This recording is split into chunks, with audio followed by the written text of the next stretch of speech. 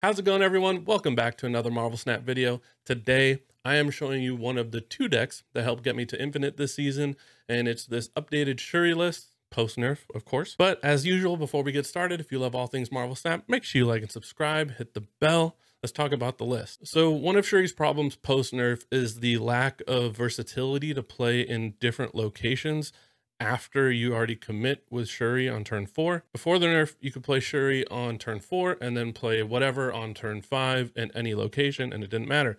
Post nerf, you have to play it in the same location that you played Shuri, which means you can't hide it behind a Cosmo, and you can't play it in a different location, which kind of restricts you on adapting to the game after turn 4. Another issue for you Shuri players that ran Arnim Zola, you can't run him anymore because Shuri's in the same location as the big minion, and Arnim Zola turns into a 50-50. So the versatility of playing and switching different lanes and mixing it up against your opponent has been cut down significantly, and we tried to solve that problem with Vision. You can play Shuri, play Vision on top of it, move Vision wherever you want, play Taskmaster wherever you want, and then another one drop hopefully, and it kind of gives you that versatility back for at least when you get Vision out. But for those of you who haven't played Shuri decks before, the idea is on turn 1, 2, and maybe 3 is to play 0 into either Titania, Ebony Maw, or Lizard. Ideally Lizard, and then if you have Sauron to turn off Ebony Maw, you can play him on turn 6. On turn 3, the goal is to play Sauron into Shuri on turn 4. Obviously, if you don't have Shuri, you can just play Typhoid Mary or something.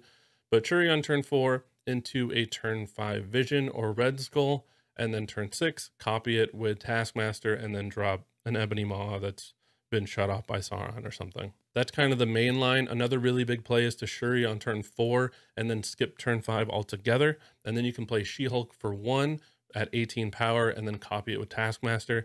That way you can have another turn to see what your opponent is trying to do. And one of the swaps that you can make in this deck is to swap in Shang-Chi for Enchantress, depending on what decks you're playing against and kind of what the meta looks like at the time. And if you want to kind of eliminate control altogether, you can maybe play an armor to play a little bit more defensively instead of offensively with Enchantress or Shang-Chi. I found a lot of luck with Enchantress because I was playing a lot of Patriot decks and Darkhawk, Devil Dino stuff, and Enchantress kind of works for both of those. Obviously not as good for Devil Dino, but it kind of solves some of the problem for me. So normally this is where I put some gameplay, but it's kind of late and I want to get this video out to you guys tonight, so I don't have much time. I'm also going to do a video on the Dirty Magic list that I had made videos for before, but I used it this month to get to Infinite as well. So I'm going to do a video on that in the next couple days for you guys.